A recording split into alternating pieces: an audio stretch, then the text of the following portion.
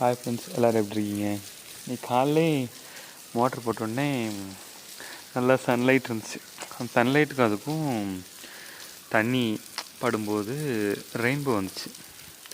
அன்னைக்கில் தான் சின்ன ஞாபகம் வந்துச்சு, மழை பெய்யும்போது ரெயின்போ விழுமா, அப்போ அதோட எண்டு எப்படி இருக்கும் பார்க்கணுன்னு தோணும். அதுக்கு வந்து கொஞ்சம் கொஞ்சம் நாளாக அதை பற்றி கொஞ்சமாக தெரிஞ்சு அது மழை பெய்யும்போது தான் வரும் அப்படின்னு சொல்லி நிறைய விஷயம் இருக்குது.